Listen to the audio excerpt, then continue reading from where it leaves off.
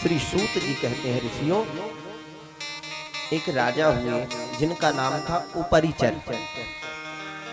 उपरिचर इसलिए था क्योंकि ये ऊपर ही उड़ते।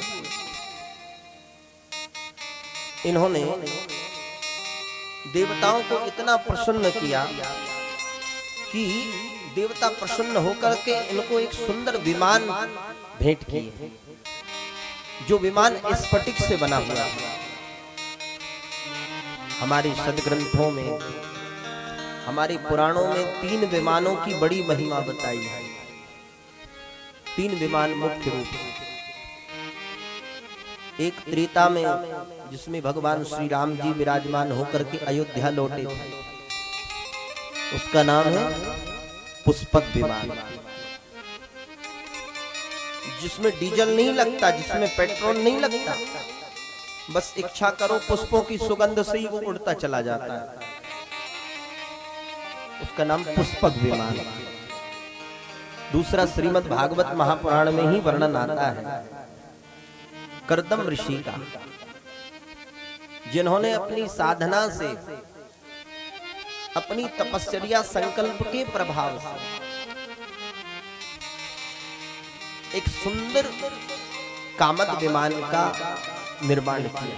उसका नाम कामद विमान। कामद विमान का मतलब, बोले जहां इच्छा करो, जहां कामना करो, जहां घूमना है, मन में इच्छा हुई, उड़ गया। तो हमारे ऋषि लोग बड़े वैज्ञानिक थे। आज विज्ञान कहता है कि विज्ञान ने बहुत आविष्कार किया, विज्ञान बहुत प्रगति पर है, विज्ञान उच्चतम शिखर पर पहुंच रहा है। जो आज का विज्ञान कर रहा है, जो आज का विज्ञान दिखा रहा है, जो आज प्रैक्टिकल रूप में हम देख रहे हैं, पहले सब इन बातों को जब कथाओं में कहते थे, सुनाते थे, तो लोगों को विश्वास नहीं होता था। ये कैसे हो सकता है, ये सब कपोल कल्पनाएं। पर वही बात जब हमारे समक्ष प्रैक्टिकल रूप से दिखती है तो हमें विश्वास होता कि नहीं, पहले भी विमान होते रहे होंगे। तो दूसरा कामद विमान, और तीसरा ये श्रीमद् देवी भागवत महापुराण में जो विमान है, ये स्फटिक से बना बना। उस स्फटिक विमान पर बैठ करके राजा उपरिचर अंतरिक्ष में भ्रमण किया करते थे, इसलिए इनका नाम था उपरिचर, यानी ऊपर जो विचरण करे। प्रेम से बोलो जय माता दी। जो चेदी देश के राजा थे, जिस देश का पूर्व समय में शिशुपाल राजा था, श्रीमद् भागवत महापुराण में वर्णन आता है ना, चेदी देश नरेश शिशुपाल।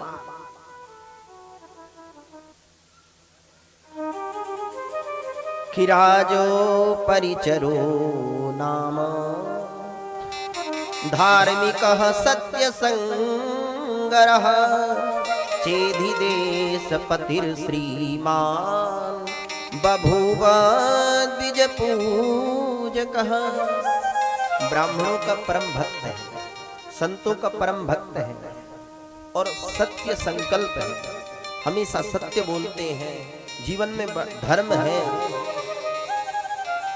देवराज इंद्र ने प्रसन्न होकर के इन्हें तपसा तस्य तुष्टेन विमानम स्फटिकम शुभम दत्तमिंद्रेण ददास्मै सुंदरम प्रिय कामया। विमान गिफ्ट किया, भेंट किया। इनकी पत्नी का नाम है गिरिका।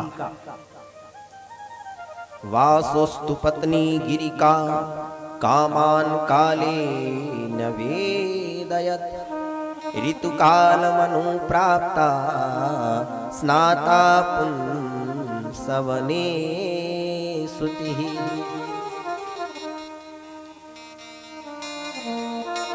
ये पितरों के बड़े भक्त थे और पितरों की भक्ति करना चाहिए। पितरों को प्रसन्न करने से घर में सुख शांति की वृद्धि होती है, घर में कुल की वृद्धि होती है। पितरों के प्रति इनकी बड़ी भक्ति। एक बार पितरों की आज्ञा से ये कहीं गए हुए थे, ऋतुकाल का समय था। इनकी जो पत्नी है गिरिका स्नान आदि से निवृत्त होकर के सुंदर सुसज्जित होकर के तैयार थी। उसी समय अचानक पितरों की आज्ञा, पितरों के परम भक्त हैं, एक बार एक व्यक्ति की मृत्यु हुई। 10 गात्र आदि विधि संपन्न हुआ, त्रयोदश कर्म हुआ, और 10 गात्र होने के बाद में उस व्यक्ति की पत्नी ने अपने बच्चों से कहा, देखो बेटा, तुम्हारे जो पिता थे परम धार्मिक थे, धर्म शास्त्रों के प्रति उनकी बड़ी श्रद्धा रही, कथा के प्रति, ब्राह्मणों के प्रति, संतों के प्रति बड़े उनका प्रेम भाव था। मेरी ऐसी इच्छा है कि ये पिता की जो अस्थियां हैं, यहाँ से कुछ दूर गंगा जी पास में है बेटा, अपने पिताजी की अस्थियों को विसर्जन करके आ जाओ। जो बड़ा बेटा है वो तो कहने लगा, माँ पिताजी तो पहले थे तब भी उनकी बुद्धि खराब थी, हम मर जाने के बाद ये सब बातों में रखा क्या है, कौन कहाँ जाता है कौन कहाँ नहीं, अब ये सब फालतू बातें हैं, हमें तो इन बातों पर विश्वास नहीं है बिल्कुल। माँ कहने लगी, देख बेटा, तुझे विश्वास नहीं है तो क्या हुआ, तेरे पिता को तो विश्वास था। छोटे बेटे को समझाया जैसा तैसा, पुराने जमाने की बात है। एक थैले में ही पिता की अस्थियों को रख करके साइकिल से मारा, छोटा बेटा गया तो 16 किलोमीटर दूर गंगा थी। अब 12 किलोमीटर गया वह बेटा साइकिल से उनका, और सोच, किसी से पूछा, ये जो बगल से जो नाला जा रहा है ये कहाँ जाता है, कहाँ जा करके मिलता है? राहगीर ने कहा, ये जो नाला जा रहा है ना, ये गंगा जी में ही मिलता है। अच्छा, तो बेटा ने सोचा, अब 16 किलोमीटर जाने की क्या जरूरत, 12 किलोमीटर की यात्रा तो हो गई। ऐसा करते हैं कि इन अस्थियों को यहीं छोड़ देते हैं। तो उस व्यक्ति के बेटे ने उन पिता की अस्थियों को उसी नाले में डाल दिया। वापस घर में आया, माँ ने पूछी, बेटा पिता की अस्थियों को गंगा जी में विसर्जन कराए? हाँ माँ, करके आ गया। अब रात्रि का समय वह व्यक्ति ने अपनी पत्नी को स्वप्न में दर्शन दिया। देवी, कैसे नालायक बेटे को तुमने मेरी अस्थियों को विसर्जन करने को कहा? उसने गंगा जी में नहीं, उसने तो नाले में ही मेरी अस्थियों को छोड़ दिया। प्रातःकाल माँ ने डांट लगाया, बेटा तुमने पिता की अस्थियों को गंगा जी में विसर्जित नहीं किया? बोले, नहीं नहीं माँ, मैं गंगा जी में ही विसर्जित करके आया हूँ। बोले, झूठ बोलता है, तेरे पिता ने मुझे स्वप्न में आकर के कहा है कि तूने उनकी अस्थियों को नाले में छोड़ करके आया। बेटा कहने लगा, माँ तुम्हें पता नहीं, पिताजी की बुद्धि पहले से ही खराब थी, उनका अकल तो सटिया गई थी, अब मरते मरते भी उनकी बुद्धि ठीक नहीं हुई। 12 किलोमीटर से वापस स्वप्न देने के लिए आ सकते थे, 12 किलोमीटर के बाद उधर 4 किलोमीटर आगे नहीं जा सकते थे। प्रेम से बोलो जय माता। ऐसी ऐसी संतान भी होती, परंतु ये ऊपरीचर नाम के जो राजा हैं, ये पितरों के बड़े भक्त हैं।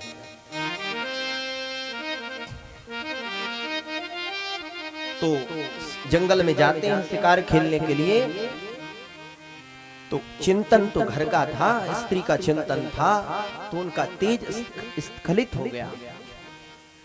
तुरंत एक बाज पक्षियों को बुलाया है, और उस बाज पक्षी को तेज देकर के कहा कि ये तेज का अधिकार केवल मेरी पत्नी को है, मेरी आज्ञा है कि मेरी पत्नी के पास ये तेज पहुंचा के। एक दोने में उस तेज को रखा, बाज पक्षी आकाश में उड़ने लगा। एक दूसरे बाज पक्षी ने उसे देखा तो उसे लगा कि इसके मुख में कोई खाने की वस्तु है, कोई मांस का टुकड़ा है। ऐसा समझ करके वह बाज पक्षी उससे युद्ध करने लगा, चोंचों का प्रहार करने लगा, आपस में दोनों लड़ने लगे, और वह पात्र दोना जो है जमुना जी में गिर गया। बाज पक्षी लड़ते लड़ते अपनी अपनी दिशाओं की ओर चल पड़े। वहां पर एक मछली रहती थी, उस मछली ने मुख खोला महाराज, और पूरा जो है वह तेज को अपने गर्भ में धारण कर लिया। शौनक जी ने कहा महाराज ये मछली कौन थी? तो एकस्मिन् समये काचित् अद्रिका नाम चाप्सरा ब्राह्मणं समनुप्राप्तं संध्यावन्दन तत्परा। एक समय की बात थी कि एक अद्रिका नाम की अप्सरा थी। एक महात्मा जल में खड़े होकर के ब्रह्म का चिंतन कर रहे थे। संत महापुरुष लोग साधना करते हैं, जल में समाधि लगाते हैं, जल में खड़े होकर के मंत्र का जाप करते हैं, उससे बड़ा फल मिलता है। तो इसको सोचा कि चलो महात्मा की परीक्षा लेती हूँ। तो जल में प्रविष्ट हो गई ये अप्सरा और महात्मा के पैर पकड़ लिए। अब संत एकदम से घबराए, भयभीत हो गए, अरे बचाओ बचाओ, मेरा पैर किसने पकड़ लिया। जैसे ही बाहर निकले तो ये भी बाहर निकल के हंसने लगी खिलखिला के, देखो महाराज जी मैंने तुम्हें डरा दिया ना। महात्मा को क्रोध आया, तुझे मजाक की सूझ रही है, तुझे हाथ से परिहास सूझ रहा, मैं तो भयभीत हो गया। तुझे मछली बनने का, मत्स्य बनने का इतना शौक है, जाओ हम साप देते हैं कि तुम मछली ही बन जाओगे। तो वह अद्रिका नाम की अप्सरा मछली बन गई, परंतु प्रार्थना करने लगी महाराज मेरे से गलती तो हो गई। और संतों का स्वभाव है क्षणे रुष्टा क्षणे तुष्टा, थोड़ी देर में रुष्ट हो जाए, थोड़ी देर में प्रसन्न हो जाए। कहने लगे श्राप तो मिथ्या नहीं हो सकता, मछली तो तुम अवश्य बनोगे, परंतु समयानुसार तुम्हारा कल्याण भी हो जाएगा। तो वही मछली ने उस तेज को धारण किया। जब मछुआरों ने जाल डाला तो मछली जाल में फंस गई और उस मछली के पेट से 2 संतानों का जन्म हुआ, एक बेटा और एक बेटी। मछुआरों ने उस संतान को ले जाकर के एक बेटा को राजा को भेंट की। जो राजा उपरिचर थे उनको पुत्र संतान भेंट की और बेटी को भी जब देने लगे तो राजा उपरिचर कहने लगे इस बेटी का हमें क्या काम। तो मछुआरों ने उसको दासरात को भेंट की जो केवट है, उसी का नाम दासरात जी ने मत्स्य गंधा रखा कि मत्स्य गंधे ते नामना वै गुणेन समजायत विवर्धमाना दासस्य गृहे सा वासवी शुभ। कभी मत्स्य कहकर के बुलाते हैं, कभी मत्स्य गंधा कहते हैं, कभी वासवी कहते हैं, ऐसे अनेक नामों से पुकारते हैं। अपने पिता के घर में वह कन्या बड़ी होने लगी। एक दिन की बात कि एकदा तीर्थ यात्रायां ब्रजन पारा सरो मुनि आजगाम महातेज कालिंद्या तटमोत्तमम्। एक समय पाराशर्य ऋषि उसी यमुना के पावन तट पर आए। वहां ये मत्स्य गंधा केवट की पुत्री नाव चला रही थी, नौका विहार कर रही थी। पाराशर जी ने कहा बेटी हमें इस यमुना जी से पार करा दोगी। वहीं उनके पिताजी एक तट पर बैठ करके भोजन कर रहे थे। दासराज जी ने अपनी बेटी से कहा बेटी बड़े दिव्य महात्मा हैं, महात्मा कह रहे हैं तुम नौका विहार करवाओ, इनको थोड़ा इस नदी से पार करा दो। तो पाराशर्य ऋषि उस नौका में बैठे और वह मत्स्यगंधा नाव चलाने लगे। ध्यान से सुनना, पाराशर्य जो ऋषि हैं ये ज्योतिष के बहुत बड़े जानकार थे, ज्योतिष शास्त्र के बहुत बड़े मर्मज्ञ थे। जैसी नौका विहार होने लगा तो पाराशर्य ऋषि के मन में कुछ व्यतिरेक हुआ, कुछ मन के भाव, मन में ऐसी इच्छा हुई कि क्यों ना इस कन्या के गर्भ से एक संतान उत्पन्न हो जाए। क्योंकि पाराशर्य ऋषि महात्मा जानते थे कि ये जो घड़ी है, ये जो समय है, ये जो मुहूर्त है बड़ा सुंदर मुहूर्त है और इस समय में, इस घड़ी में, इस काल में जो शिशु का जन्म होगा, संतान का जन्म होगा, वह वेदों का विस्तार करेगा, वह बड़ा वेदज्ञ होगा, बड़ा विद्वान होगा, बड़ा धार्मिक होगा, बड़ा सत्य संकल्प होगा।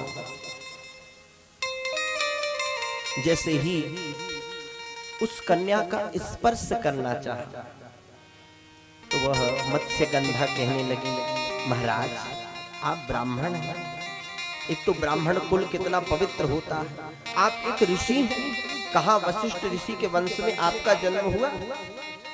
ब्रह्मा के पुत्र वशिष्ठ जी के शक्ति मुनि, शक्ति के पाराशर। प्रेम से बोलो जय माता दी। जय माता दी। त्वं वै वसिष्ठदायाद कुलशील समन्वितः किं चिकर्षसि धर्मज्ञ मन्मथेन प्रपीडितः। आपका मन इस प्रकार से व्यथित क्यों हो रहा है? क्योंकि मनुष्य जीवन, मैंने सुना है, देखो दासरात की बेटी कह रही है, बेटी समझा रही है, देखो हमारे भारतवर्ष की कन्या का, बेटियों का संस्कार कितना उत्तम था। एक ऋषि को उपदेश कर रही है, एक केवट की पुत्री, कि दुर्लभम मानुषम जन्म भुवि ब्राह्मण सत्तमा तत्रापि दुर्लभम मन्ये ब्राह्मणत्वं विशेषतः। महाराज एक तो मनुष्य देह बड़ी दुर्लभ है, और मानव शरीर में भी ब्राह्मण कुल में यदि हमारा जन्म हो जावे तो वो तो और भी बड़ा दुर्लभ है। और आप ब्राह्मण कुल में उत्पन्न, आपको इस प्रकार का आचार विचार अच्छा नहीं लगता? गोस्वामी जी भी कहते हैं, बड़े भाग्य मानुष तन पावा, बड़े भाग्य मानुष तन पावा, बड़े भाग्य मानुष तन पावा, बड़े भाग्य मानुष तन पावा, सुर दुर्लभ सदग्रंथ फल गावा, सुर दुर्लभ सदग्रंथ गावा, साधन धाम मोक्ष करी द्वारा, साधन धाम मोक्ष करी द्वारा, साधन धाम मोक्ष करी द्वारा, साधन धाम मोक्ष करी द्वारा, पाई न जेहि परलोक सवारा, पाई न जेहि परलोक सवारा, पाई न जेहि परलोक सवारा, पाई न जेहि परलोक सवारा। बड़े भाग्य से मानव देह प्राप्त होता है। और आप इस प्रकार से इस मानव देह को आपने कितनी तपस्या की, कितनी आराधना की।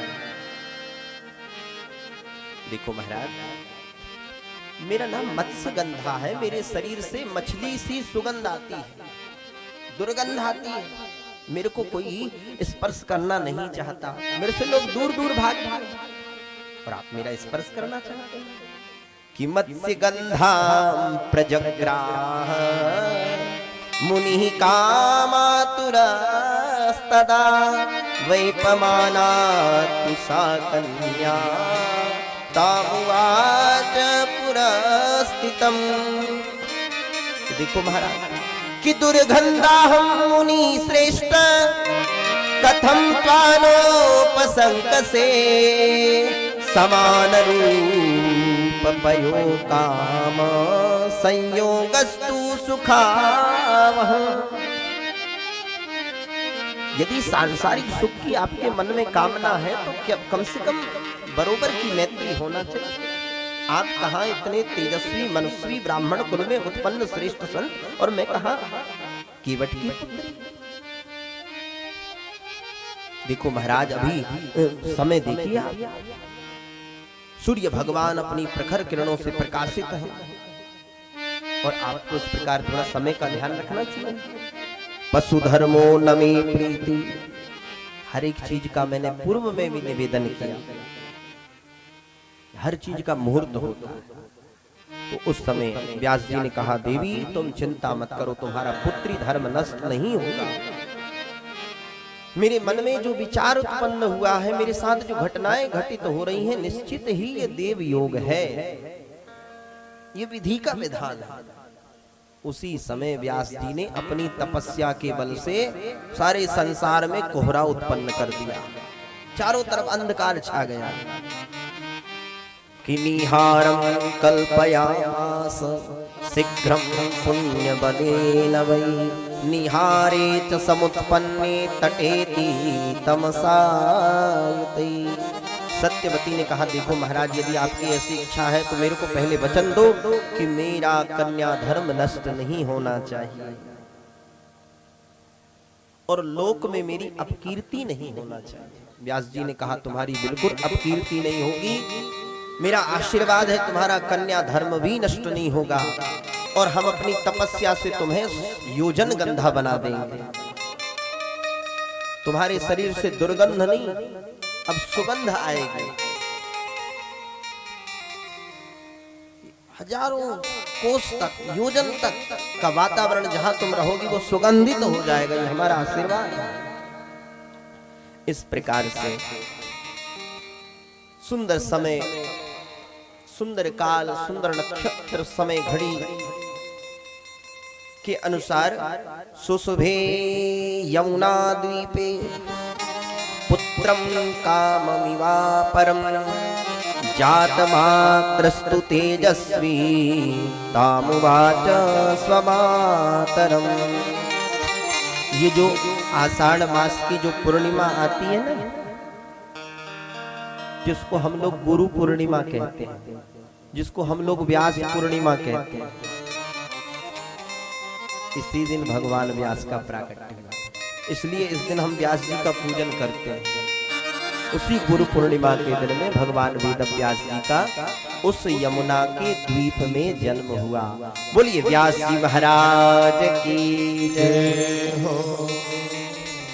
कालिंदी यमुना के द्वीप में जन्म हुआ है, इसलिए नाम है कृष्णद्वैपायन। क्या नाम है व्यास जी का? कृष्णद्वैपायन। बदरी वन में बदरी बेर खा करके, फल कंदमूल खा करके इन्होंने तपस्या की, इसलिए इनका एक नाम है बादरायण। और इन्होंने समय आकर के वेदों का विस्तार किया है, इसलिए इनका नाम पड़ा व्यास। प्रेम से बोलो जय माता दी। इस प्रकार